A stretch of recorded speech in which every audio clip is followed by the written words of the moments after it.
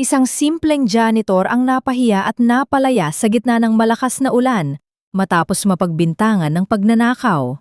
Habang nagdiriwang ang pamilya Almeda sa kanilang mansyon, tila nalunod sa putik ng bakolod ang sigaw ni Auri. Ang basura ay mananatiling basura, malamig na sabi ni Senyora Malo. Ngunit sa likod ng bawat sugat ng pang-aapi, may isang lihim na unti-unting nag-aalab.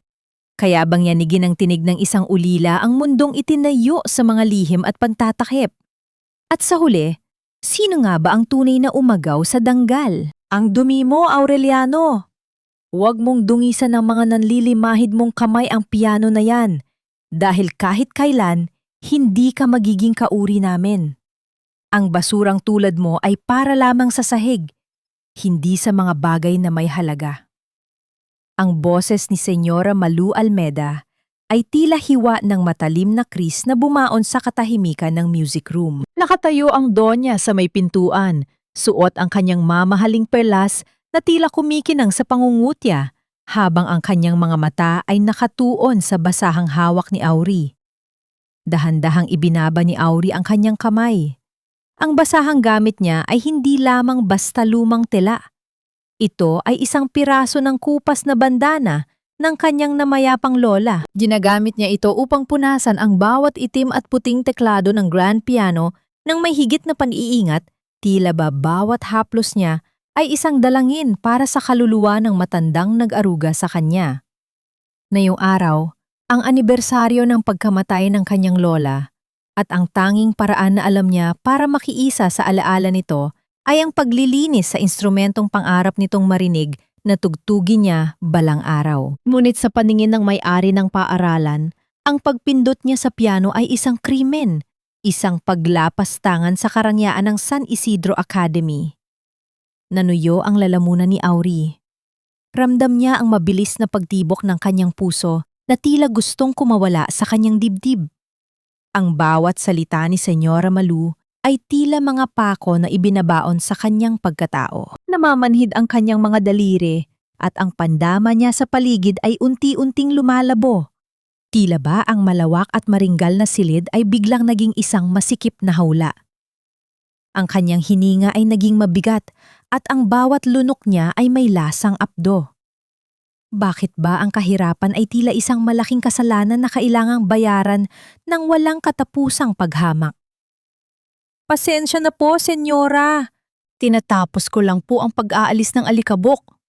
Ang tanging naisagot niya sa panginginig na boses, ang kanyang paningin ay nanatiling nakabaon sa semento. Hindi pa natatapos ang hapdi ng mga salita ng matandang Almeda nang bumukas ang pinto at pumasok si Draven. May dala itong timba ng maruming tubig na ginamit sa paglilinis ng hallway. Sa isang mabilis at mapang-uyam na galaw, itinigal ni Draven ang timba. Ang maitim at mabahong tubig ay umagos, bumasa sa sapatos ni Auri at kumalat sa paligid ng paanan ng piano.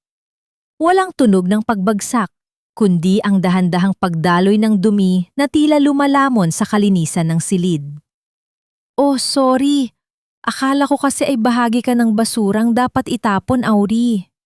Ang nakatatawang sabi ni Draven habang hawak ang kanyang cellphone. Nakatutok ang kamera sa mukha ni Auri na basang-basa na ang laylayan ng pantalon. Ngunit ang tunay na hagupit ay dumating nang makita ni Draven ang maliit at lumang litrato na nakasingit sa bulsa ng dibdib ng uniporme ni Auri. Ito ang kaisa-isang larawan ni Lola Rosa, ang tanging kayamanan na nagpapaalala sa kanya na minsan, sa buhay niya, siya ay minahal. Sa isang idlap, mabilis na kinuha ni Draven ang litrato. Bago pa man makakilos si Auri, narinig na niya ang tunog ng pagkapunit ng papel. Isang malutong na paghihiwalay ng mga hibla ng alaala. Ang mukha ng kanyang lola sa litrato ay nahate, nawasak, at walang pakundangan itong ibinagsak ni Draven sa ibabaw ng maruming tubig sa sahig. Tila tumigil ang mundo ni Auri. Ang kanyang mga mata ay nakatitig sa basang piraso ng litrato na dahan-dahang nilalamon ng itim na likido. Ang kanyang buong katawan ay nanginig sa isang klaseng sakit na hindi kayang ilarawan ng kahit anong salita. Hindi siya makahinga. Ang bawat hibla ng kanyang puso ay tila hinihila ng pait-aas. Sinasakal siya sa gitna ng kanyang sariling katahimikan. Gusto niyang sumigaw. Gusto niyang lumaban. Ngunit ang utang na loob niya sa paaralang ito at ang takot na mawalan ng matitirhan ang tumali sa kanyang mga kamay. Sa gitna ng kaguluhang ito, pumasok si Maestra Celestina. Ang kanyang mukha ay bakas ng matinding pagkabigla at galit. Agad siyang lumapit kay Auri. Hindi alintana ang maruming tubig na dumudungis sa kanyang malinis na saya. Ano ang ibig sabihin nito, Draven? Senyora Malu, paano niyo natitiim na makita ang ganitong pagtrato sa isang tao? Ang matapang na tanong ni Celestina, ang kanyang boses ay nanginginig sa emosyon. Tumingin ng matalim si Senyora Malu kay Celestina. Huwag kang makialam dito, Celestina.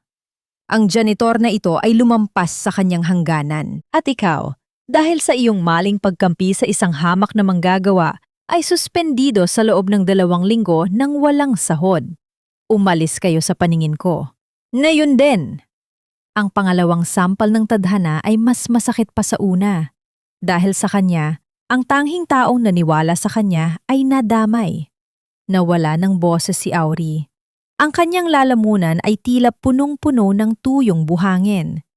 Tumingin siya kay Maestra Celestina na ngayon ay dahan-dahang hinahawakan ang kanyang balikat. Ang init ng palad ng guro ay tila isang mitsa ng pag-asa sa gitna ng nagyeyelong mundo. Ngunit ang bigat ng kasalan ng nararamdaman ni Auri ay mas lalong bumaon sa kanyang kaluluwa. Dahan-dahang lumabas si Auri sa silid, bit-bit ang kanyang basahan at ang pira-pirasong alaala ng kanyang lola. Sa labas ng paaralan, ang langit ng Bacolod ay nagsimulang magdilim. Ang mga ulap ay tila nakikiramay sa bigat ng kanyang nararamdaman. At nang bumagsak ang unang patak ng ulan, hindi na niya malaman kung alin ang tubig na mula sa langit at alin ang luhang kanina pa niya pilit na kinukubli. Nakatayo siya sa gilid ng kalsada, basang-basa, habang ang mga mararangyang sasakyan ng mga magulang na mga estudyante ay dumadaan sa kanyang harapan, winisikan siya ng putik. Hawak niya ang punit na litrato sa kanyang dibdib. Sinusubukang protektahan ito kahit huli na ang lahat. Sa kanyang isipan, isang tanong, ang paulit-ulit na umaalingaw-ngaw, tila isang malungkot na melodiya na walang katapusan. Kailan ba magiging sapat ang isang pusong tapat sa mundong? Ang tanging batayan ay ang ningning ng ginto at kapal ng pitaka? Ang bawat hakbang ni Auri patungo sa kanyang barong-barong sa tabing ilog ay tila may nakataling mabigat na kadena. Ang amoy ng tuyo at napanis na pagkain mula sa mga kalapit na bahay ay sumalubong sa kanya, isang pamilyar na samyo na tila nagpapaalala sa kanya na dito siya nabibilang. Sa putikan, sa dilim, at sa limot. Ang katahimikan sa loob ng kanyang maliit na tahanan ay mas masakit pa sa anumang bulyaw. Wala na ang mahinang pag-ubo ni Lola Rosa. Wala na ang tunog ng pag-alog ng kakarampot na barya sa loob ng isang lumang lata ng biskwit. Ang tanging natitira ay ang anino ng isang kahapong puno ng pangarap na unti-unti nang nilalamon ng anay. Hindi pa man siya nakakaupo sa kanyang papag na gawa sa kawayan, narinig na niya ang marahas na paghampas sa kanyang pintong gawa sa pinagtagpi-tagping yero. Ang panghinginig ng dingding ay tila isang babala ng paparating na bagyo. Pagbukas niya, tumambad sa kanya si Mang Cardo, ang matandang lalaking kilala sa pagpapautang na may patong na interes na kasing taas ng mga gusali sa Bacolod. Kasunod nito ang 2 lalaking tila handang manakit sa isang kumpas lamang ng kamay. Auri, nasaan ang bayad mo para sa buwan na ito? Huwag mong sabihing ang dala mo lang ay ang amoy ng basurang galing sa eskwelahan mo. Ang mayabang na hamon ni Mang Cardo habang nilalaro ang isang luma at kalawanging lighter sa kanyang kamay. Naramdaman ni Auri ang panlalamig ng kanyang mga palad. Mang Cardo, pakiusap po, kahit 1 linggo lang, sinuspinde po ang kaisa-isang taong tumutulong sa akin. Wala pa po akong sahod. Isang malakas na tulak ang naging sagot ni Mang Cardo. Napasandal si Auri sa kanyang mesa, dahilan upang mayanig ang kaisa-isang alaala ng kanyang ama. Ang isang lumang radyo na halos wala ng kulay. Wala akong pakialam sa drama ng buhay mo, bata. Kung hindi ka makakapagbayad sa Biyernes, kukunin ko ang lahat ng natitirang gamit mo dito. O baka mas mabuting sunugin ko na lang ang lunggang ito para hindi ka na makaabala. Nang makaalis ang mga ito, napaluhod si Auri sa sahig. Ang kanyang mga mata ay natuon sa radyo. Naalala niya ang kanyang ama, isang lalaking ang tanging yaman ay ang kanyang mga nota at ang boses sa tila humahaplos sa langit. Namatay itong puno ng utang, isang pait na iniwan nito sa kanyang balikat. Bakit ba ang musika ay naging sumpa sa kanilang pamilya? Bakit ang sining na dapat ay nagbibigay ng buhay ay siyang naging dahilan ng kanilang pagkalunod sa utang? Sa gitna ng kanyang paghihinagpis, isang mahinang pagtawag sa kanyang pangalan ang pumutol sa kanyang malalim na pag-iisip. Doon sa may pintuan, nakatayo si Maestra Celestina. Sa kabila ng kanyang pagkakasuspinde, ang kanyang mukha ay nananatiling maaliwalas. Bitbit ang isang supot ng mainit na tinapay at isang maliit na lalagyan ng ulam. Auri anak, huwag mo hayaang kainin ka ng dilim. Ang malumanay na sabi ni Celestina habang inilalapag ang pagkain sa mesa. Ang mga taong tulad ng mga Almeda ay mayaman sa ginto, ngunit salat sa kaluluwa. Huwag kang susuko. Tumingin si Auri sa guro. Ang kanyang mga mata ay puno ng pagtataka at pasasalamat. Maestra, bakit niyo po ito ginagawa? Nawalan kayo ng trabaho dahil sa akin. Nadungisan ang pangalan niyo dahil lang sa pagtatanggol sa isang janitor. Ngumiti si Celestina, isang ngiting may halong pait at pag-asa. Dahil narinig kita, Auri. Isang gabi, noong akala mo ay wala ng tao sa music room. Narinig kitang kumakanta habang naglalampaso ng sahig. Ang boses mo, ito ang tinig na hinahanap ng mundong ito. Huwag mong hahayaang mamatay ang kanta sa loob mo dahil lang sa mga taong hindi marunong makinig. Ngunit ang munting liwanag ng pag-asang hatid ni Celestina ay muling nabaon sa dilim ng sumunod na araw. Isang opisyal na sulat mula sa opisina ni Senyora Malu ang ipinadala sa kanya sa pamamagitan ng isang utusan. Sa loob ng sulat, may isang kondisyon na tila isang lason na dahan-dahang gumagapang sa kanyang sistema. Upang manatili sa kanyang trabaho at hindi tuluyang kasuhan ng pagnanakaw, isang paratang na alam niyang gawa-gawa lamang, kailangang pumunta si Auri sa mansyon ng mga Almeda sa darating na gabi ng Sabado. Hindi upang maglinis, kundi upang magsilbing libangan sa isang pribadong pagtitipon kung saan kailangan niyang lumuhod at humingi ng patawad sa harap ng lahat ng mga kaibigan ni Draven habang suot ang kanyang pinakamaruming uniforme. Manginginig ang mga kamay ni Auri habang binabasa ang bawat salita. Ramdam niya ang pag-akyat ng init sa kanyang mukha, ang hapdi ng kahihiyan na tila isang sampal na paulit-ulit na tumatama sa kanyang pisngi. Ang kanyang dignidad ay unti-unti nang kinakatay, piraso por piraso, sa altar ng kapangyarihan ng mga Almeda. Napatitig siya sa pira-pirasong larawan ng kanyang lola na pilit niyang dinikit muli gamit ang kanin bilang pandikit. Ang mukha ng matanda ay tila nang unmusap sa kanya, puno ng pagmamahal. Ngunit may bahid ng lungkot. Kailangan ba niyang isuko ang huling bahagi ng kanyang dangal para lamang magkaroon ng bukas? O ang pagluhod ba sa harap ng kanyang mga kaaway ang magiging huling nota sa kanta ng kanyang buhay? Sa labas, ang tubig sa ilog ay patuloy sa pag-agos. Tila walang pakialam sa isang lalaking ang pangarap ay unti-unti nang nagiging abo. Ang isang hamak na janitor ay walang karapatang mangarap ng musika dahil ang tanging tunog na dapat mong likain ay ang pagkaluskos ng iyong walis sa sahig.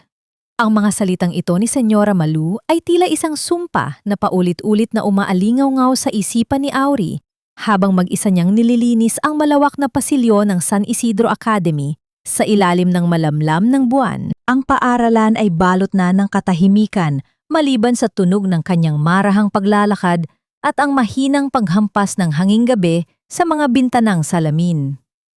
Ang katahimikan ay tila isang mabigat na kumot na nagpapahirap sa kanyang paghinga. Bawat sulok ng gusali ay tila nagpapaalala sa kanya ng kanyang mababang kalagayan.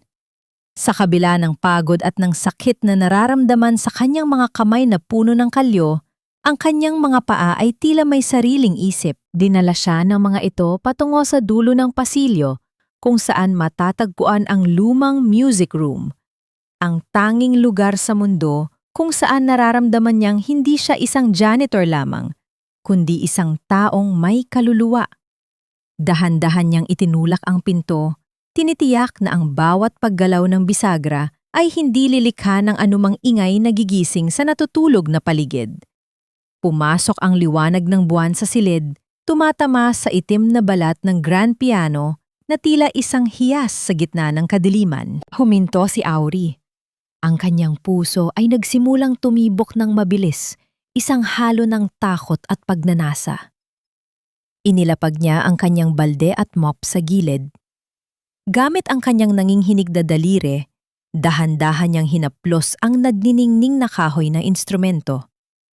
Hindi niya ito binuksan.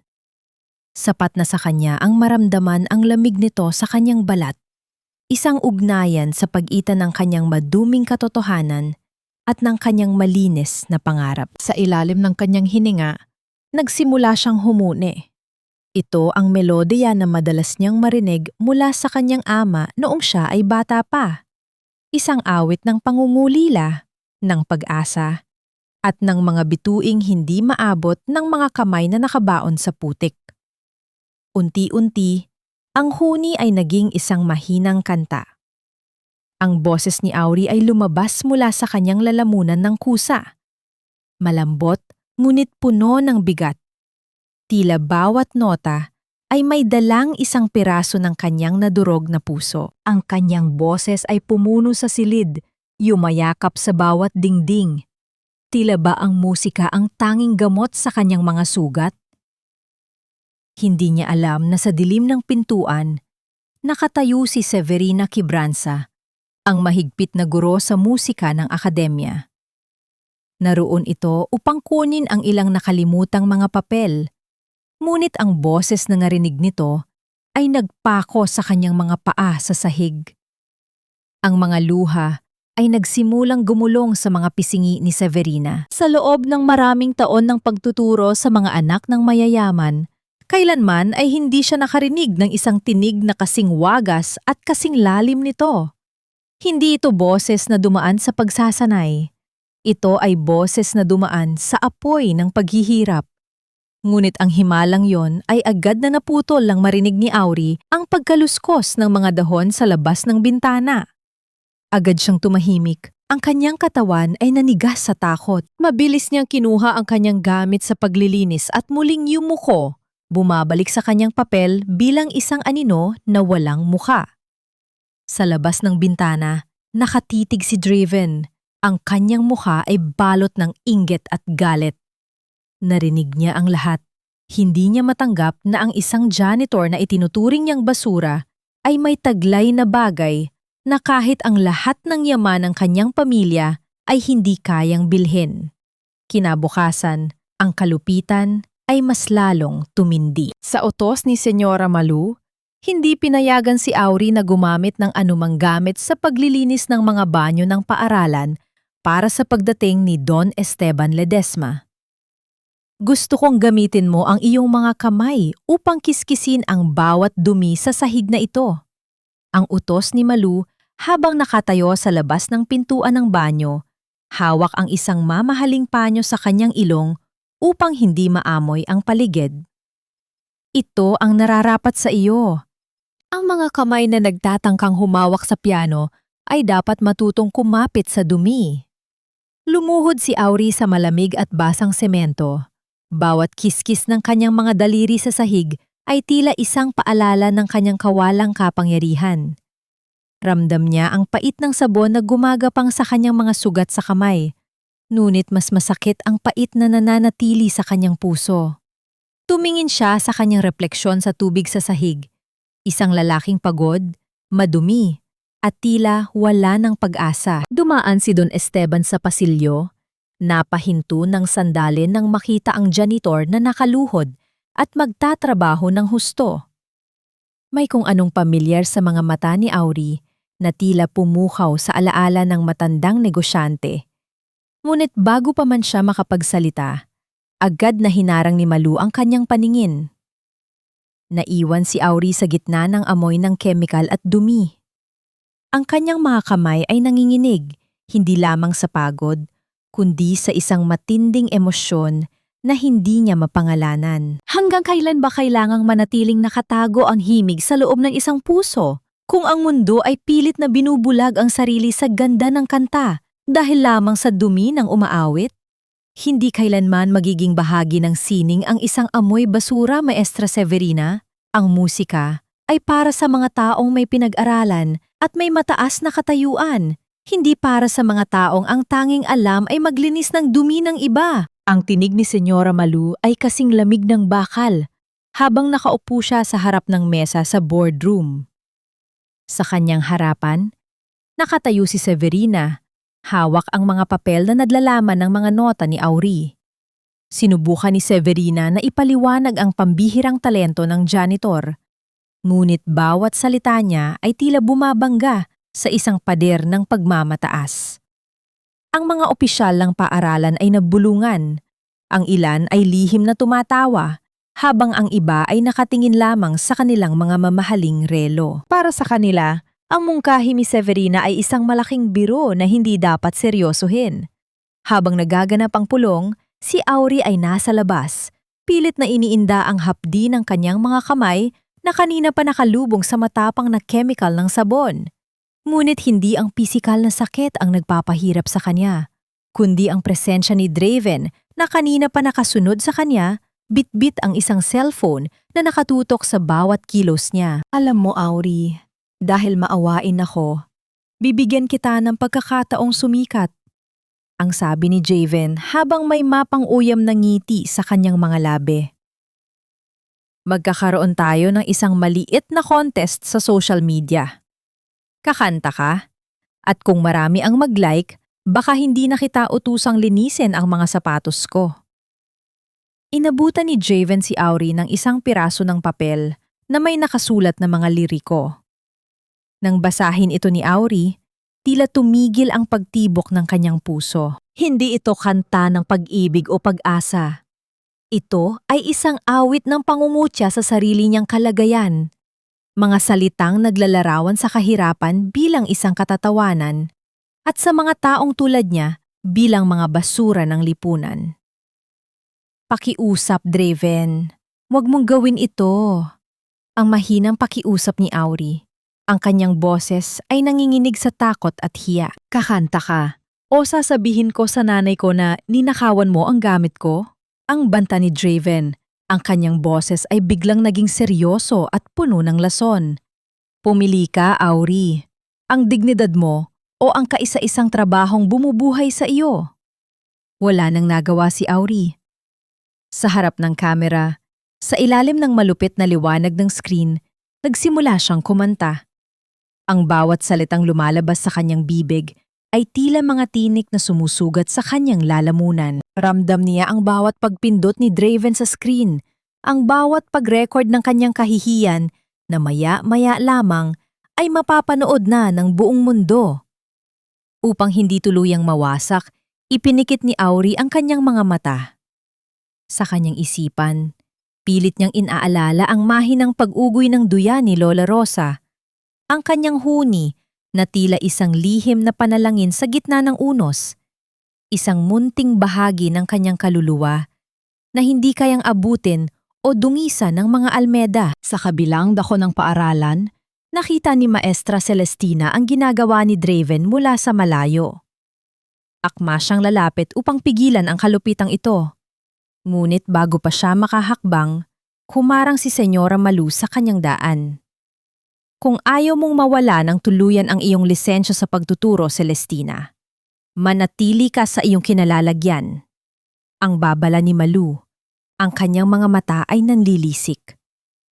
Huwag mong pangunahan ang pagtuturo ng leksyon sa mga taong hindi marunong lumugar. Ang janitor na iyan ay kailangang matutong yumuko. Biglang natigilan ang lahat nang bumukas ang malaking pinto ng hallway at pumasok si Don Esteban Ledesma. Ang kanyang presensya ay tila nagdala ng isang bigat na nagpatahimik sa tawanan ni Draven.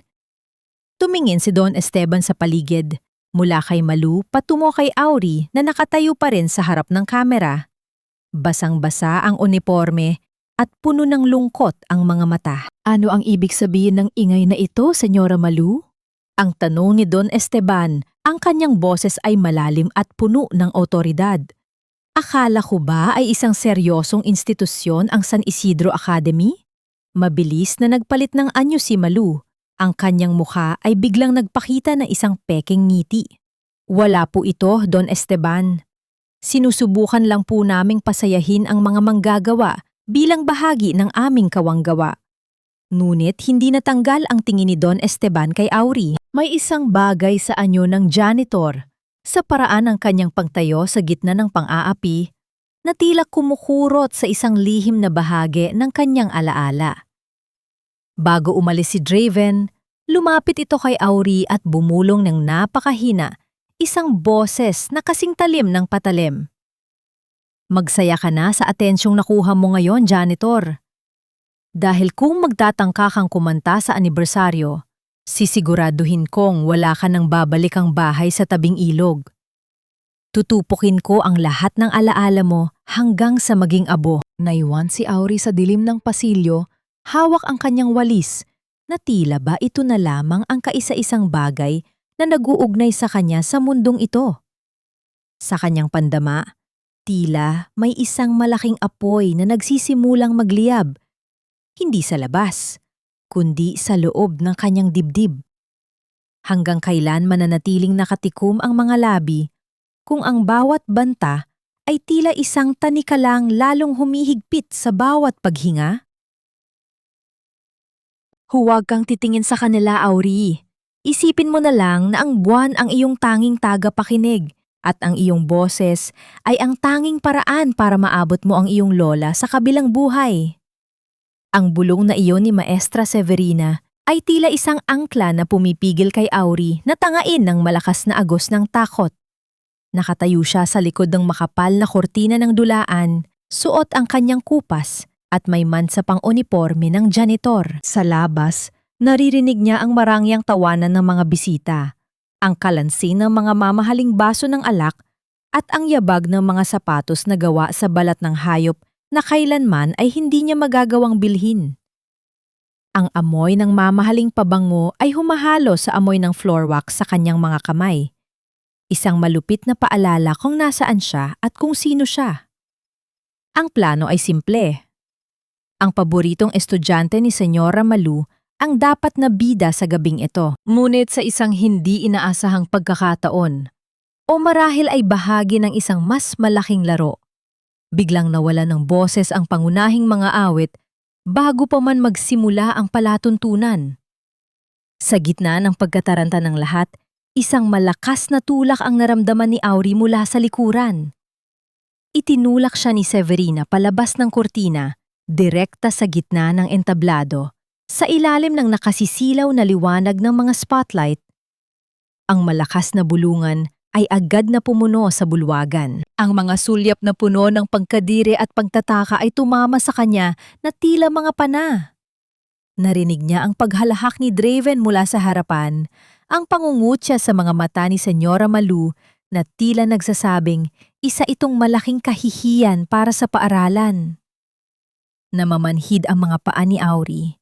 Ang kanyang lalamunan ay tila punong-puno ng tuyong alikabok at ang kanyang paningin ay nagsimulang lumabo dahil sa luhang pilit niyang pinipigilan. Ngunit sa gitna ng kahihiyan, naramdaman niya sa kanyang bulsa ang pira-pirasong larawan ng kanyang lola na idinikit niya ng kanin.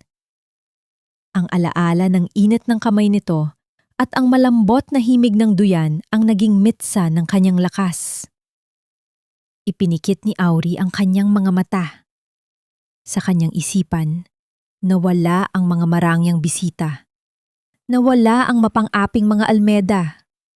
Ang tanging naroon ay siya, ang kanyang lola, at ang malamlam na liwanag ng kanilang munting dampa. Nagsimula siyang umawit. Ang saugoy ng duyan ay lumabas mula sa kanyang labi, hindi bilang isang kanta, kundi bilang isang dalangin. Ang kanyang boses ay nanginginig sa simula, tila isang munting ibon na sinusubukang lumipad sa gitna ng bagyo, ngunit unti-unti itong lumakas at naging malenaw. Ang bawat nota ay puno ng pait ng kahirapan, ng tamis ng pagmamahal, at ng lalim ng pangungulila. Ang kanyang tinig ay tila humahaplos sa mga puso ng bawat nakikinig, binabasag ang pader ng kanilang pagmamataas. Ang buong auditorium ay binalot ng isang nakabibinghing katahimikan. Wala ng tawanan. Wala ng kalansing ng baso. Maging ang mga pinakamayayamang dunya ay napahinto sa kanilang pagpaypay. Ang kanilang mga mata ay unti-unting nang unghilid ang luha. Si Don Esteban Ledesma ay dahan-dahang tumayo mula sa kanyang upuan. Ang kanyang mga mata ay nakatuon lamang sa janitor na tila ba nakakakita siya ng isang multo mula sa kanyang nakaraan. Sa eksaktong sandaling iyon, ang maliit na relo sa bulsa ng Don ay tila huminto sa pag-andar. Isang tahimik na saksi sa sandaling, ang basura ay naging ginto.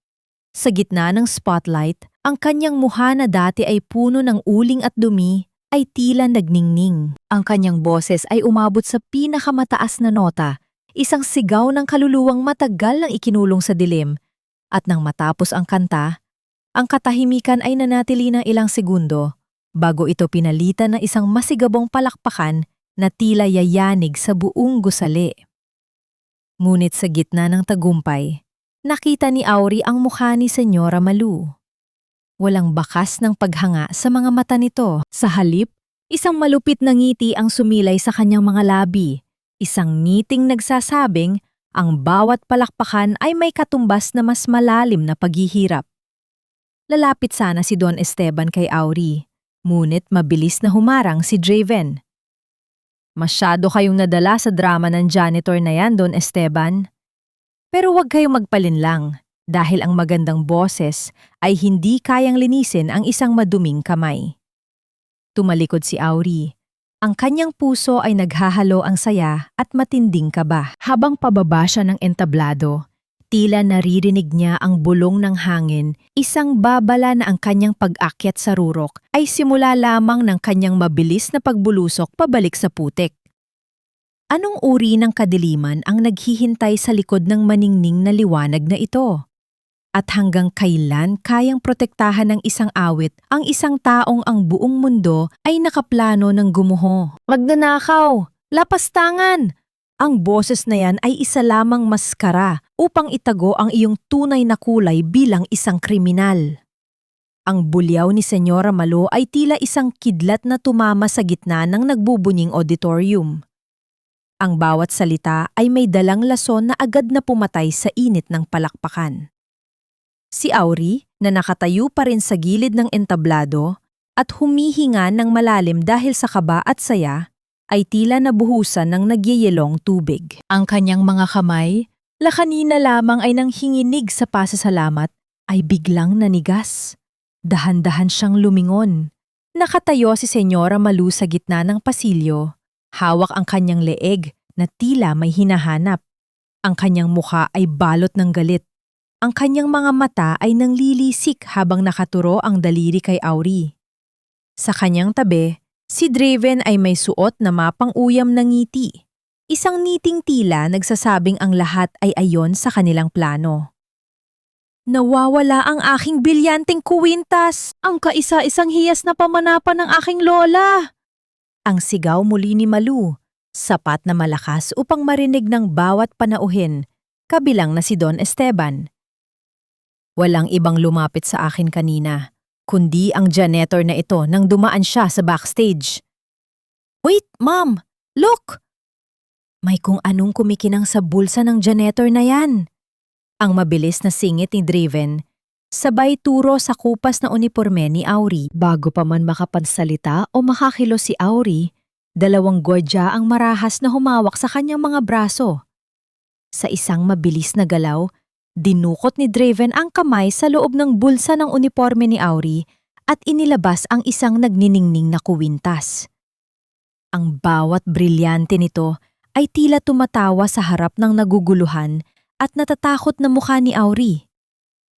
Ang tunay na tunog ng pagbagsak ng dangal ay hindi naririnig, ngunit nararamdaman ito sa bawat paghinga ng mga taong nanonood. Hindi po sa akin yan. Wala po akong kinukuha. Ang tanging naisigaw ni Auri. Ang kanyang tinig ay nanginginig at puno ng pagsusumamo. Isang malakas na sampal mula kay Senyora Malu ang nagpatahimik sa kanya. Ang tunog ng palad na tumama sa pisngi ni Auri ay umalingangaw sa buong silid, mas masakit pa sa anumang latay ng latigo. Sinundan ito ng isa pa at isa pa hanggang sa malasahan ni Auri ang alat ng sariling dugo sa kanyang labi. Ginamit mo ang iyong boses para makuha ang loob namin. Pagkatapos ay nanakawan mo kami. Ang bulyaw ni Malu habang patuloy sa pananakit. Akala mo ba ay mabubura ng isang kanta ang dumi ng iyong pinagmulan? Sumubok lumapit si Maestra Celestina. Ang kanyang mga mata ay puno ng luha. Senyora, pakiusap. Imposible ang paratang nyo. Kilala ko si Auri. Ngunit bago pa siya makalapit, isang marahas na tulak mula kay Draven ang nagpabagsak sa matandang guro sa sahig. Walang nagawa si Auri, kundi panuurin ang kanyang tanging tagapagtanggol na masaktan. Tumingin si Auri kay Don Esteban, umaasang makakita ng kahit isang bakas ng paniniwala. Ngunit ang matandang negosyante ay nakatayo lamang doon. Ang kanyang muka ay hindi mabasa. Tila ba pinoproseso pa ng kanyang isipan ang nakikitang ebidensya? Ang katahimikan ni Don Esteban ang siyang pinakamatalim na patalim na bumaon sa puso ni Auri. Dumating ang mga pulis. Ang malamig na bakal ng posas ay pumatid sa huling hibla ng kanyang pag-asa. Habang kinakaladkad siya palabas ng paaralan, sa gitna ng ulan na tila nakikiramay sa kanyang paghihinagpis, hindi binitawan ni Auri ang kanyang kaisa-isang kayamanan. Sa loob ng kanyang kamao, pilit niyang itinatago ang pira-pirasong larawan ng kanyang lola, ang tanging bagay na hindi nadungisan ng malulupit na kamay ng mga Almeda. Itinulak siya sa loob ng sasakyan ng pulis. Habang umaandar ito palayo sa San Isidro Academy, nakita ni Auri sa bintana si Draven at Senyora Malu na nakatayo sa ilalim ng kanilang mga payong, tila dalawang demonyong nagdiriwang sa gitna ng bagyo. Naiwan si Auri sa loob ng isang madilim at mabahong selda. Ang lamig ng semento ay gumagapang sa kanyang katawan. Ngunit ang mas matinding lamig ay nagmumula sa kanyang kalooban. Ang boses na kanina lamang ay naghatid ng langit sa mga tao, ay ngayon ay wala ng silbi. Dahil sa mundong ito, ang tinig ng isang janitor ay walang halaga laban sa sigaw ng isang mayaman. Nakasandal siya sa malamig na pader. Ang kanyang mga mata ay nakatitig sa kawalan. Ang tanging naririnig niya ay ang ritmo ng ulan na pumapatak sa bubong ng bilangguan. Bawat patak ay tila isang tanong na walang kasagutan. Paano mo ipaglalaban ang katotohanan kung ang katarungan mismo ay nabibili ng mga taong nagnanais kang mabulok sa dilim? At sino ang tunay na magnanakaw? Ang taong kumuha ng yas o ang mga taong nagnakaw ng dangal at pangarap ng isang ulila? Ang kalansing ng pagbukas ng rehas ay hindi nagdala ng kalayaan, kundi isang bagong uri ng bilangguan. Nang lumabas si Auri mula sa presinto, ang liwanag ng araw sa bakolot ay tila masyadong masilaw para sa kanyang mga matang nasanay sa dilim ng selda. Sa labas, naghihintay si Maestra Celestina. Ang guro ay tila tumanda ng 10 taon sa loob ng ilang araw. Ang kanyang mga balikat ay nakalaylay at ang kanyang suot na blusa ay kupas na. Maestra, bakit niyo po ginawa ito? Ang tanong ni Auri, ang kanyang boses ay paos at basag. Nalaman niya na ibinenta ng matanda ang kaisa-isang kapirasong lupa na pamana pa ng mga magulang nito sa probinsya para lamang mabayaran ang kanyang piyansa. Wala na po kayong matitirhan dahil sa akin. Hinawakan ni Celestina ang kanyang mga kamay. Ang mga kamay na dati ay humahawak ng walis, na yun ay puno ng mga sugat mula sa marahas na pagposas. Ang lupa ay lupa lamang, Auri. Ngunit ang dangal ng isang inosenteng tao ay hindi kayang bayaran ng kahit anong titulo. Huwag mo akong isipin. Ang mahalaga ay wala ka na sa loob. Ngunit ang mundo sa labas ay mas malupit pa sa rehas. Saan man magpunta si Auri, ang mga bulong ay tila mga hantik na kumakagat sa kanyang balat. Yan ang janitor na magnanakaw. Sayang ang boses, kriminal naman pala. Wala nang paaralan na tumanggap sa kanya. Maging ang mga karinderyang dati ay binibigyan siya ng tirang pagkain ay nagsara ng pinto sa kanyang harapan. Dinala siya ng kanyang mga paa sa dalampasigan, sa daungan ng mga isda, kung saan ang amoy ng lansa at alat ay humahalo sa amoy ng krudo. Dito, walang nagtatanong kung sino ka. Dito, ang tanging mahalaga ay kung gaano kabigat ang kaya mong pasanin. Naging bumbero siya, isang kargador ng mga banyera ng isda mula sa mga bangka patungo sa palengke. Ang bawat bigat ng banyera na pumapatong sa kanyang balikat ay tila ang bigat ng lahat ng paratang ng mga almeda. Ramdam niya ang pag-agos ng malansang tubig sa kanyang likod, ang pagkirot ng kanyang mga kalamnan, at ang pagputok ng mga paltos sa kanyang mga paa.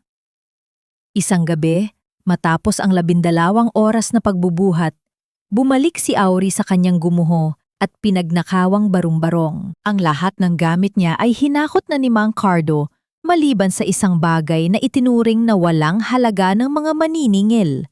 Ang lumang radio ng kanyang ama na nakabaon sa ilalim ng mga basahan. Dahan-dahan niyang nilinis ang radio gamit ang kanyang basang kamay. Sa gitna ng pagpupunas, naramdaman niyang may malutong na papel na nakasingit sa pagitan ng kahoy at ng speaker.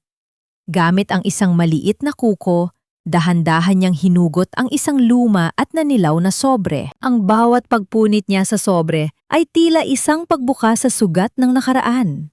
Ito ay isang liham mula sa kanyang ama na isinulat ilang araw bago ito pumanaw. Sa loob ay may mga nota ng musika, isang komposisyon na pamilyar kay Auri. Ito ang kanta na madalas patugtugin sa mga radyo at telebisyon, ang kantang nagpayaman sa asawa ni Senyora Malu. Ngunit sa ilalim ng mga nota, may nakasulat na mensahe. Ang boses ko ay kinuha nila. Ang aking mga nota ay ninakaw kapalit ng mga utang na sila rin ang gumawa. Auri, huwag kang hihiram sa mga lobong nakasuot ng tupa. Nangiinig ang buong katawan ni Auri. Ang katotohanan ay mas masakit pa sa pagkapiit. Ang kanyang ama ay hindi namatay na puno ng utang dahil sa kapabayaan. Namatay ito dahil ninakawan ng karapatan ng pamilya Almeda. Ang pamilyang nagbintang sa kanya ng pagnanakaw ay sila palang tunay na nagnakaw ng buhay ng kanyang ama. Lumabas si Auri sa dalampasigan.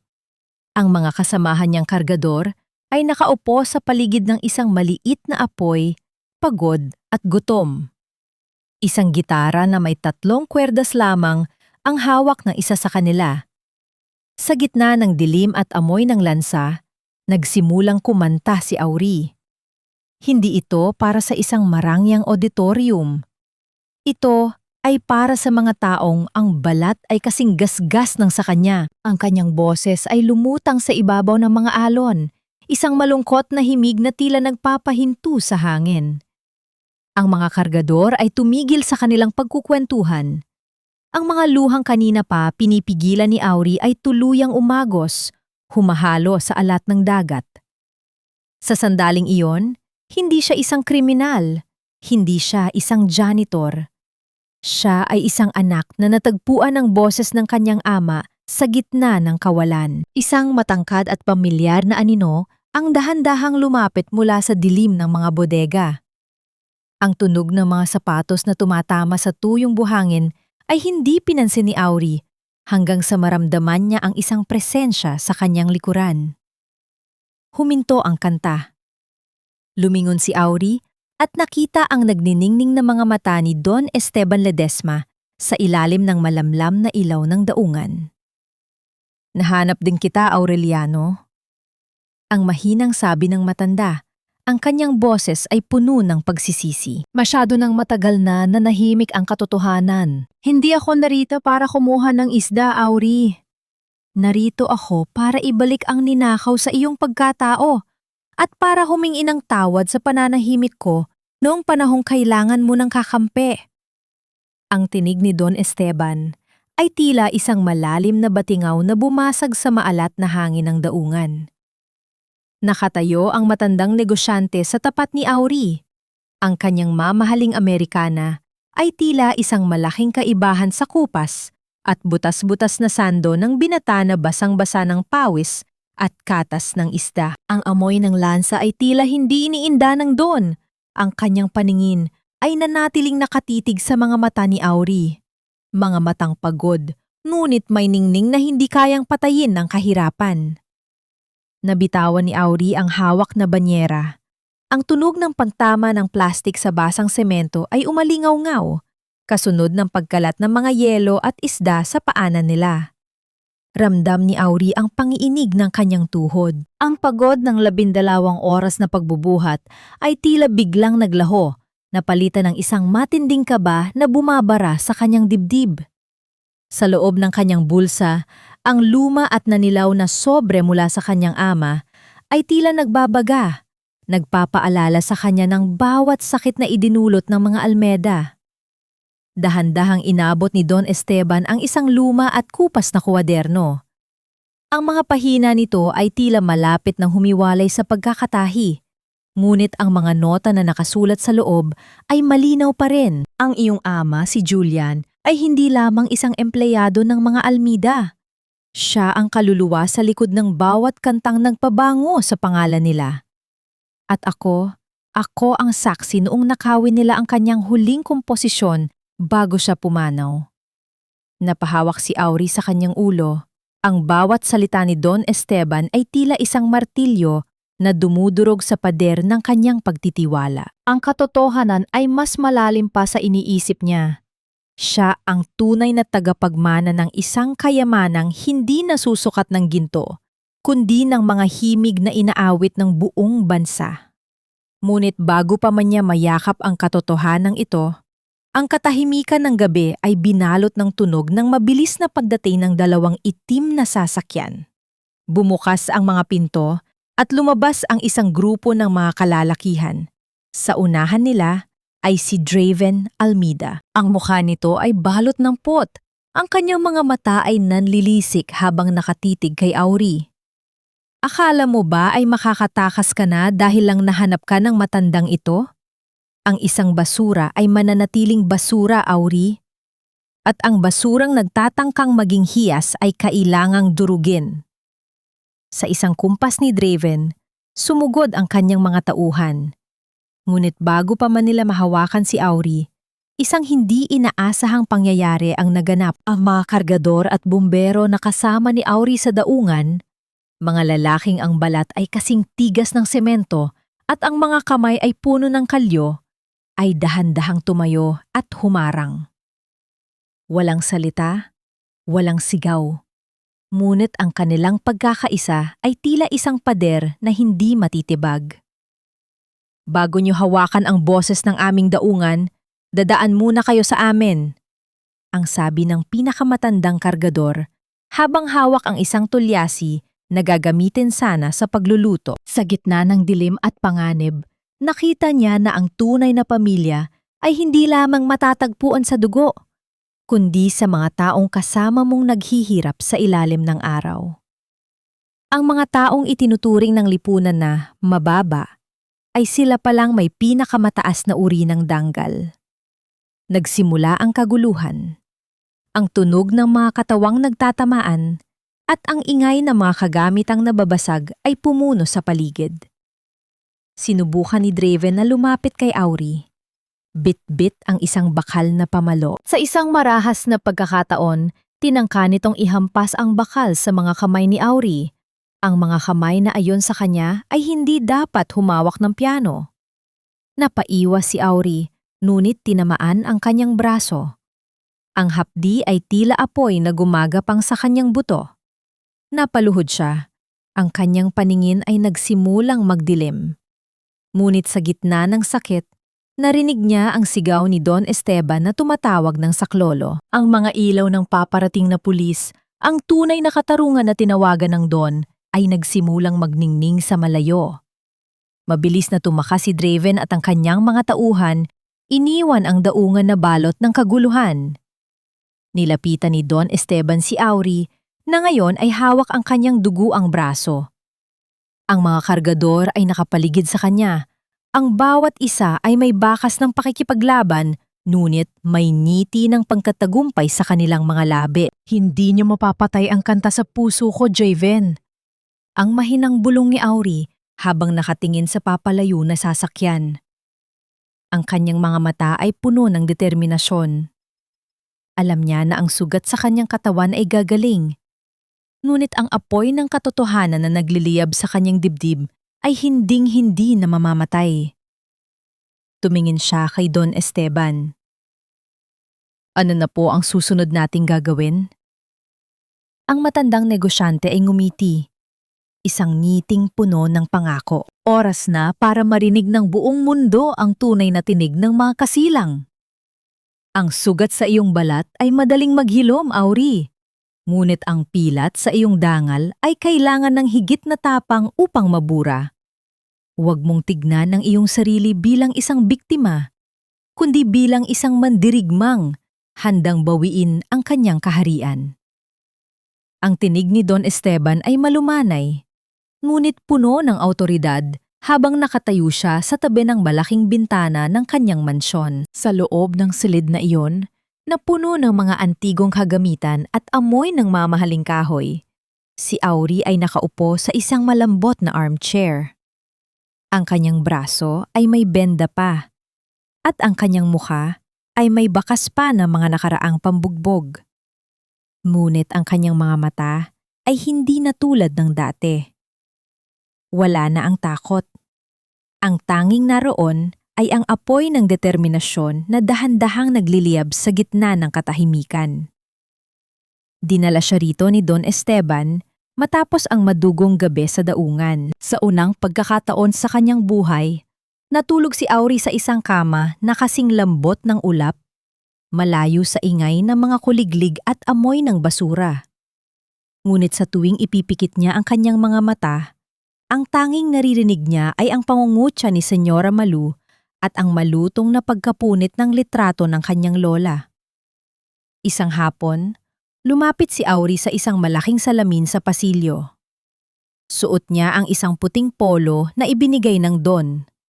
Dahan-dahan niyang hinaplos ang sariling refleksyon. Sa salamin, hindi na niya nakikita ang janitor na yumuyuko sa harap ng mga Almeda. Nakikita niya ang isang lalaking may dugong kasilang, isang lalaking ang boses ay sapat na upang yanigin ang buong Bacolod. Ngunit sa likod ng kanyang bagong anyo, nananatili sa kanyang bulsa ang pira-pirasong larawan ng kanyang lola, isang paalala na ang kanyang puso ay mananatiling nakaugat sa putik kung saan siya nagmula. Bumukas ang malaking pinto ng silid aklatan at pumasok si Maestra Celestina kasama si Maestra Severina. Ang mukha ng matandang guro ay maliwanag, tila may dalang isang regalong hihigit pa sa anumang yaman. Inilapag niya sa mesa ang isang lumang cellphone na may basag na screen. Auri, nahanap na natin ang susi ng iyong kalayaan, ang sabi ni Celestina. Ang kanyang boses ay nanginginig sa tuwa. Ang cellphone na ito ay pagmamay-ari ng isa sa mga estudyanteng nakasaksi sa ginawa ni Senyora Malu sa backstage. Natigilan si Auri. Ang liwanag mula sa basag na screen ng cellphone ay tumama sa kanyang nanginginig na mukha. Doon, Sa isang malabo ngunit malinaw na bidyo, nakita niya ang lahat. Nakita niya ang palihim at mabilis na paggalaw ng kamay ni Senyora Malu. Ang mapang-aping ngiti sa mga labi nito habang itinatago ang bilyanteng kuwintas sa loob ng kanyang kupas na bulsa. Nakita niya ang sarili niyang nakatayo sa entablado, puno ng pangarap, habang ang mga taong pinagkakatiwalaan niya ay dahan-dahang hinahanda ang kanyang libingan.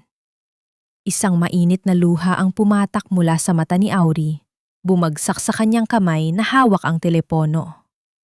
Hindi ito luha ng kahinaan, kundi luha ng pagkaputol ng huling tanikala ng kanyang takot. Ang bawat kirot sa kanyang braso at bawat pasa sa kanyang katawan ay tila naglaho, napalitan ng isang malamig at matalim na determinasyon. Hindi na ako tatahimik, maestra, ang mahinang sabi ni Auri. Ang kanyang boses ay tila isang malalim na kwerdas ng gitara na handa ng pumalag. Kung ang katotohanan ang magpapalaya sa akin, gagamitin ko ang aking tinig para gibain ang kanilang kasinungalingan. Tumango si Don Esteban. Ang kanyang mukha ay puno ng paghanga. Nakaayos na ang lahat, Auri. Sa darating na Sabado, magkakaroon ng isang malaking pagtitipon para sa paglulunsad ng bagong album ni Draven. Gagamitin nila ang mga kanta ng iyong ama upang lalong magpayaman. Ngunit sa gabing iyon, hindi si Draven ang papalakpakan ng buong lungsod. Habang naghahanda si Auri, sa kabilang bahagi ng lungsod, abala si Draven sa pagpapakitang gilas sa mga mamamahayag. Ipinagmamalaki niya ang mga kantang ninakaw mula sa pamilya Kasilang, suot ang isang maskara ng kabutihan at talento. Hindi nila alam na ang bawat nota na kanilang inaawit ay may dalang sumpa ng isang amang pinagnakawan ng buhay. Isang gabi, bago ang malaking kaganapan, kinuha ni Auri ang kanyang pluma. Sa ilalim ng liwanag ng isang maliit na lampara sa mansyon ni Don Esteban, isinulat niya ang mga pangalan ng bawat taong nang-api sa kanya sa isang puting sobre. Sa loob nito ay may isang imbitasyon, isang paanyaya sa isang konsyerto na hinding-hindi nila makakalimutan. Tinitigan niya ang pira-pirasong larawan ng kanyang lola na nakadikit sa salamin. Dahan-dahan niyang hinaplos ang mukha ng matanda.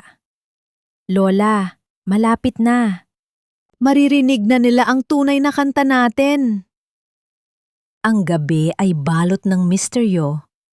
Ang hangin ng Bacolod ay tila may dalang bulong ng paparating na katarungan.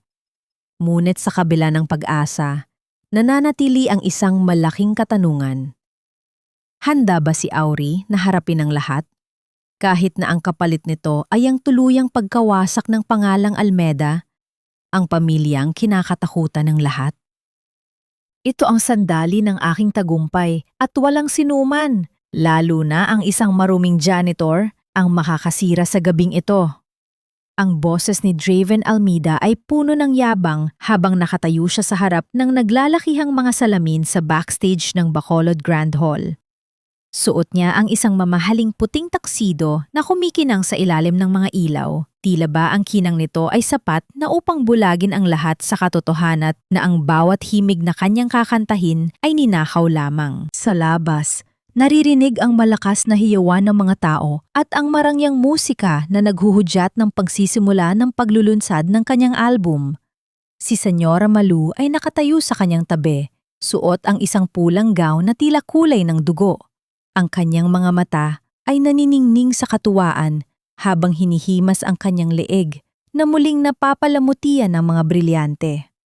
Ang auditorium ay puno ng pinakamayayamang pamilya sa Negros. Ang amoy ng mamahaling alak at mga bulaklak ay nananaig sa hangin. Sa gitna ng karanyaan, isang lalaki ang dahan-dahang pumasok mula sa likurang bahagi ng bulwagan. Hindi siya nakasuot ng uniforme ng janitor. Si Auri ay suot ang isang simpleng itim na Amerikana na ibinigay ni Don Esteban. Ang kanyang paglakad ay may dignidad. Ang kanyang balikat ay hindi na nakayuko at ang kanyang paningin ay diretso sa entablado. Kasunod niya sina Don Esteban, Maestra Celestina at Maestra Severina ang kanyang hukbo ng katotohanan. Nagsimula ang programa. Umakyat si Draven sa entablado sa gitna ng usok at makukulay na ilaw. Ang kantang ito ay isinulat ko para sa mga taong ng Arap. Ang sabi ni Draven sa mikroponyo, bago nagsimulang tumugtog ang musika. Ngunit bago pa man siya makabigkas ng unang linya, ang malaking screen sa likod niya ay biglang nagbago. Sa halip na ang kanyang music video, isang malabo ngunit malinaw na bigyo mula sa isang lumang cellphone ang lumitaw. Ang buong auditorium ay biglang binalot ng isang nakabibinging katahimikan. Ang bidyong iyon ay nagpapakita ng backstage noong gabi ng anibersaryo ng paaralan. Malinaw na nakita ng lahat ang mabilis na kamay ni Senyora Malu habang palihim nitong isinisilid ang kwintas sa bulsa ni Auri. Ang usapan nila ni Draven tungkol sa pagpapabagsak sa janitor ay narinig ng bawat taong naroroon dahil sa lakas ng sound system. Ang mukha ni Malu sa screen ay puno ng pait at galit, isang imahe na malayo sa kanya ipinapakitang kabutihan. "Patayin niyo yan! Isara niyo ang screen!" Ang sigaw ni Malu mula sa kanyang upuan. Ang kanyang boses ay pumitlag sa takot at kahihiyan. Ngunit walang sumunod sa kanya. Ang mga tao ay nagsimulang magbulungan. Ang mga sulyap ng paghanga ay napalitan ng pandidiri. Sa gitna ng kaguluhan, dahan-dahang umakyat si Auri sa entablado. Hindi siya sumisigaw, hindi siya lumalaban. Tumayo siya sa tabi ni Draven na ngayon ay putlang-putla at nanginginig ang mga tuhod. Kinuha ni Auri ang mikropono mula sa kamay ni Draven. Ang boses ay hindi ninanakaw, Draven. Ang talento ay hindi namamana sa yaman.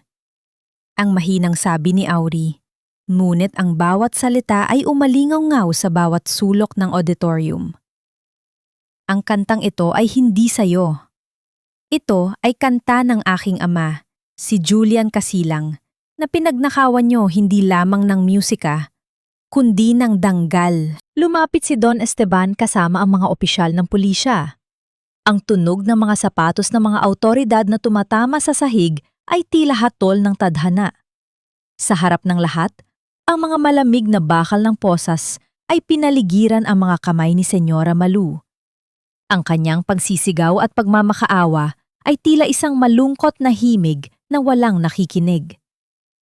Tumingin si Auri kay Draven, na ngayon ay nakaluhod sa gitna ng entablado, tila isang basang sisiw na nawala ng pakpak. Sa gitna ng kaguluhan, kinuha ni Auri ang pira-pirasong larawan ng kanyang lola mula sa kanyang bulsa at itinaas ito sa ilalim ng mga spotlight. Ang mukha ng matanda ay tila ngumingiti sa kanya sa gitna ng tagumpay. "Lola, tapos na po ang ating pangtatago," ang bulong ni Auri, habang ang mga luha ng katuwaan ay dahan-dahang gumugulong sa kanyang mga pisngi. Nang ilabas ng mga pulis si Malu, ang mga tao ay nagsimulang mag-alisan. Iniiwan ang mag-isang Draven sa gitna ng entablado. Ang mga mamahaling ilaw ay isa-isang namatay hanggang sa tanging ang anino na lamang ng mga almeda ang natira sa dilim. Sa labas ng auditorium, ang hangin ng Bacolod ay tila mas masarap lang hapin. Habang naglalakad si Auri palayo, kasama ang kanyang mga tunay na kaibigan, naramdaman niya ang isang uri ng kapayapaan na kailanman ay hindi nabili ng ginto. Ang boses ng katotohanan ay sa wakas ay narinig, at ang kanta ng mga kasilang ay magsisimula pa lamang. Ngunit sa likod ng tagumpay na ito, ano ang susunod na kabanata para sa isang lalaking ang buong buhay ay nakaugat sa paghihirap? Magagawa ba niyang patawarin ang mga taong sumira sa kanyang kahapon? O ang karma ba ay mayroon pang huling hagupit na ihahanda? Ang pagpapatawad ay hindi isang regalo para sa taong nanakit sa iyo, Auri. Ito ay isang regalo para sa iyong sarili upang hindi ka na muling maging bilanggo ng galit na itinanim nila sa iyong puso. Ang mga salitang ito ni Don Esteban ay tila isang malamig na dampi ng hangin sa nagbabagang damdamin ni Auri habang nakatanaw sila sa malawak na karagatan ng Bacolod. Isang linggo na ang nakalilipas mula nang gumuho ang imperyo ng mga Almeda. Ang mansyon na dati ay simbolo ng kanilang kapangyarihan ay nakabalandra na ngayon sa mga pahayagan bilang isang ari-ari ang kinuha ng bangko dahil sa laki ng utang at mga kasong kriminal. Ang katahimikan sa paligid ay tila nagpapabigat sa bawat hininga ni Auri. Isang katahimikang hindi niya nakasanayan noong siya ay naglalampaso pa lamang ng sahig. Dinala siya ng kanyang mga paa sa harap ng kulungan ng lungsod. Ang amoy ng lumang semento at bakal ay sumalubong sa kanya, isang amoy na nagpabalik ng alaala ng gabing siya ay nakapusas at hinamak. Sa likod ng makapal na salamin, nakaupo si Senyora Malu. Wala na ang kanyang mga perlas, wala na ang kanyang mamahaling gown. Ang suot niyang orange na uniforme ay tila isang malupit na biro ng tadhana. Ang kanyang mukha ay tuyot. Ang kanyang mga mata ay malalim at puno ng pait. Nandito ka ba para pagtawanan ako, janitor? Ang boses ni Malu ay paos. Puno pa rin ng nakalalasong pagmamataas kahit nasa ilalim na siya ng batas. Nakuha mo na ang lahat. Ang yaman, ang katanyagan, ang katarungan. Ano pa ang gusto mo? Tinitigan siya ni Auri ng matagal. Ramdam niya ang pait na gustong umakyat sa kanyang lalamunan. Ang bayat ng bawat sampal na tinanggap niya mula sa babaeng ito. Ngunit sa halip na galit, isang malalim na lungkot ang bumalot sa kanya. Nandito ako dahil gusto ko makita kung nasaan na ang hiyas na ipinagmamalaki mo, senyora. Ang brilyanteng sinabi mong ninakaw ko ay naroon pa rin sa vault ng pulisya. Ngunit ang iyong hiya at dangal ay wala na. Hindi kita pinatawad dahil karapat-dapat ka, kundi dahil ayaw ko nang dalhin ang bigat mo sa bawat kanta ko. Iniwan ni Auri ang selda na mas magaan ang pakiramdam. Sa labas, sa gitna ng malakas na ulan, nakita niya ang isang aninong nakasilong sa ilalim ng isang puno.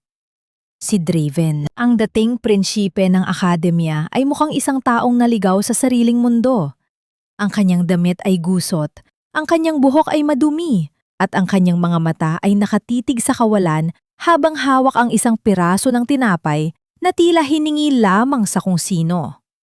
Ang bawat patak ng ulan na tumatama sa katawan ni Draven ay tila naghuhugas sa lahat ng kanyang nakaraang kasalanan, iniwan siyang hubad at walang silbi.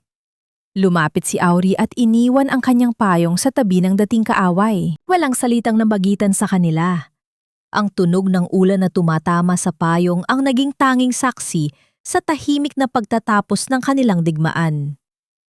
Noong gabing yon, kasama si Maestra Celestina at Don Esteban, kinuha ni Auri ang isang lumang kahon na mga papel. Doon nakalagay ang lahat ng katibayan ng utang ng kanyang ama na minana niya. Gamit ang isang maliit na mitsa, sinilaban ni Auri ang bawat pahina. Ang apoy ay dahan-dahang lumamon sa mga letra. Ang usok ay dahan-dahang umakyat sa langit. Tila ba hinahatid ang balita sa kanyang ama na malaya na sila? Hindi ang pagkakaroon ng pera, kundi ang pagputok ng huling tanikala ng kanyang obligasyon sa mga taong sumira sa kanila. Auri, ang tawag ni Don Esteban. Ang scholarship sa Manila ay naghihintay na. Isang pagkakataon para maging isang ganap na maestro.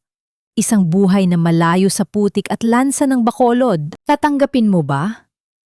Tumingin si Auri sa labas kung saan matatagpuan ang bayrak at ang mga barung-barung ng mga kargador na tumulong sa kanya.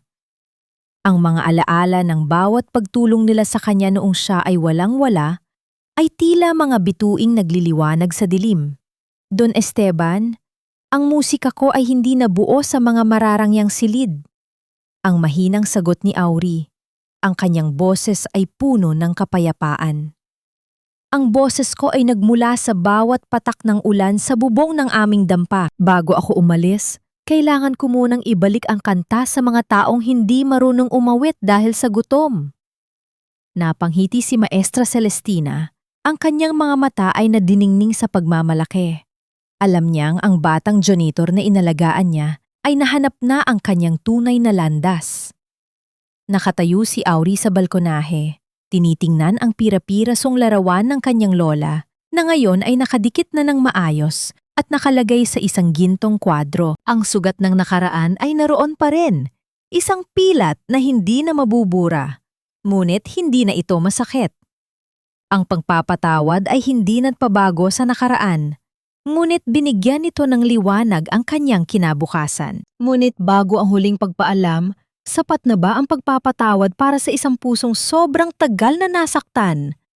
At ano ang tunay na naghihintay sa kanya sa lugar kung saan ang lahat ay nagsimula? Ang entablado ay hindi nasusukat sa kintab ng sahig o sa gara ng mga kurtina, kundi sa lalim ng ugnayan ng boses ng umaawit at ng pusong nakikinig. Ang mga salitang ito ay dahan-dahang binigkas ni Auri habang nakatayo siya sa ibabaw ng isang dambana na gawa sa mga pinantagpitagping papag at kahoy sa gitna ng bairats ng Bacolod. Malayo ang lugar na ito sa maningning na auditorium ng San Isidro Academy. Ang hangin dito ay hindi amoy mamahaling pabango, kundi amoy ng basang lupa, usok ng nagsisiga at ang pamilyar na lansa ng ilog. Ngunit para kay Auri, ito ang pinakamagandang teatro sa buong mundo. Ang mga ilaw na tumatama sa kanya ay hindi galing sa mga spotlight, kundi mula sa mga sulo at bumbilya na pansamantalang ikinabit ng kanyang mga kaibigang kargador. Dahan-dahang nagtipon ng mga tao. Ang mga bata na may dusing sa mukha, ang mga nanay na may bitbit na sanggol, at ang mga lalaking pagod mula sa maghapong pagtatrabaho sa daungan. Wala silang suot na mamahaling gown o taksido. Ngunit ang ningning sa kanilang mga mata ay hihigit pa sa anumang brilyante ni Senyora Malu. Sa gitna ng karamihan, nakaupo sa isang lumang silya si Maestra Celestina. Ang kanyang mukha ay puno ng kapayapaan. Ang kanyang mga kamay ay dahan-dahang pumapalakpak habang pinapanood ang batang janitor na ngayon ay itinuturing na bayani ng kanilang komunidad. "Kuya Auri, kanta na po kayo!" Ang sigaw ng isang maliit na batang lalaki na may hawak na sako ng mga plastik. Ngumiti si Auri, isang niting nagsasabing sa wakas, siya ay nasa tahanan na. Kinuha niya ang kanyang lumang gitara. Ang bawat kaskas ng kwerdas ay naglalabas ng tunog na tila humahaplos sa bawat kaluluwang naroon. Nagsimula siyang umawit. Hindi ito ang kanta ng kanyang ama, kundi ang sarili niyang komposisyon. Isang awit tungkol sa pagbangon mula sa putik, tungkol sa mga pangarap na hindi kayang sunugin ng kahirapan, at tungkol sa pagmamahal na nananatiling wagas sa gitna ng gutom. Ang kanyang boses ay pumailan lang sa madilim na langit ng Bacolod. Ang bawat nota ay tila isang mitya na nagbibigay ng liwanag sa madidilim na eskinita ng tambakan. Ang mga tao ay nagsimulang sumabay. Ang kanilang mga tinig ay nagsama-sama upang bumuo ng isang malakas na himig ng pagkakaisa. Ramdam ni Auri ang bawat pintig ng kanyang puso, ang bawat paghinga ng mga taong nakikinig. Sa sandaling iyon, ang lahat ng sakit, lahat ng pang-aapi, at lahat ng luhang kanyang ibinuhos ay nagkaroon ng kabuluhan. Lumapit si Auri sa gilid ng entablado at inabot ang mikropono sa batang lalaking sumigaw kanina. Pinatayo niya ito sa kanyang tabi at hinayaan itong awitin ang huling bahagi ng koro. Ang boses ng bata, bagaman hindi perpekto, ay punong-puno ng pag-asa. Ito ang simbolo ng kinabukasan na nais ni Auri na itanim sa puso ng bawat nakatira sa tambakan, na ang isang batang nyatrats ay may karapatang magkaroon ng boses. Habang lumulubog ang araw at ang kadiliman ay dahan-dahang lumalamon sa paligid, ang kanta ni Auri ay nanatiling buhay. Natapos ang konsyerto ng walang palakpakan ng mga elitista, kundi ng mga mahigpit na yakap at mga luhang puno ng pasasalamat mula sa kanyang mga kapwa mahirap. Namahagi si Auri ng mga pagkain at tulong mula sa perang ibinigay ni Don Esteban, ngunit alam niya na ang tunay na naibigay niya ay ang paniniwalang may halaga sila. Pagod ngunit masaya, bumalik si Auri sa kanyang munting barong-barong bago ang kanyang pag-alis patungong Manila sa susunod na araw. Kinuha niya ang lumang radyo ng kanyang lola upang ilagay sa kanyang maleta. Ngunit sa isang hindi inaasahang pagkakataon, ang radyong matagal ng sira ay biglang naglabas ng isang mahinang static.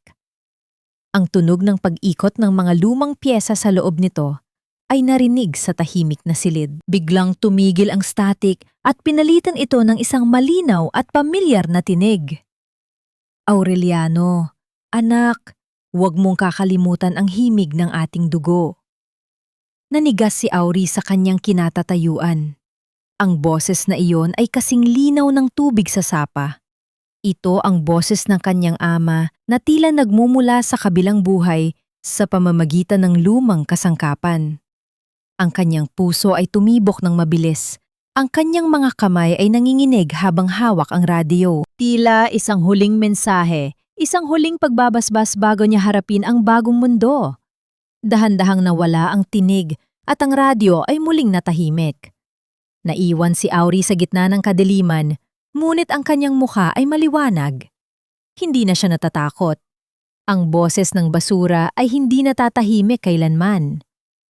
Lumingon siya sa huling pagkakataon sa tambakan, ang lugar na nagbigay sa kanya ng lahat ng pasakit, ngunit nagturo rin sa kanya ng tunay na kahulugan ng buhay. Bukas, ang boses ni Auri ay aabot na sa malalayong lugar, ngunit ang kanyang puso ay mananatiling narito sa putikan kung saan ang mga kanta ay pinakatotoo. Lumipas ang 3 taon na tila isang mabilis na pag-agos ng tubig sa ilog ng Iloilo.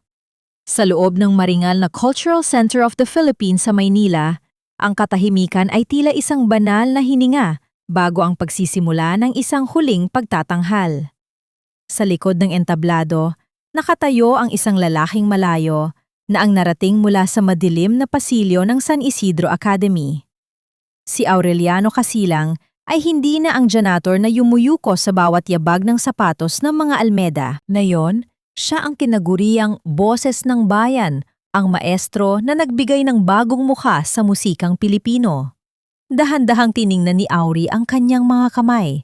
Wala na ang mga mansa ng chemical at dumi ng basura, ngunit ang mga kalyo ay nananatili pa rin, isang paalala ng bawat banyera ng isda na kanyang binuhat at bawat pagsubok na kanyang nilampasan. Suot niya ang isang barong na gawa sa pinakahusay na pinya, ngunit sa loob ng kanyang bulsa, malapit sa kanyang puso, ay naroon pa rin ang gintong kwadro na naglalaman ng larawan ni Lola Rosa. Sa hanay ng mga manonood, nakaupo sa gitna si Maestra Celestina. Suot ang kanyang pinakamagandang terno. Hindi na siya nagtuturo sa paaralan ng mga elitista. Siya na ngayon ang direktor ng Julian Casilang Music Center sa Bacolod, isang paaralang itinayo ni Auri para sa mga batang nyatrats at ulila. Sa tabi niya ay si Don Esteban na tila isang lolo na puno ng pagmamalaki sa kanyang apo. Ang katarungan ay hindi lamang nagmula sa pagkakabilanggo ni Senyora Malu o sa pagbagsak ng mga Almeda, kundi sa katotohanang ang mga pangarap na dati ay itinapon sa basura ay ngayon ay namumukadkad na sa puso ng maraming kabataan.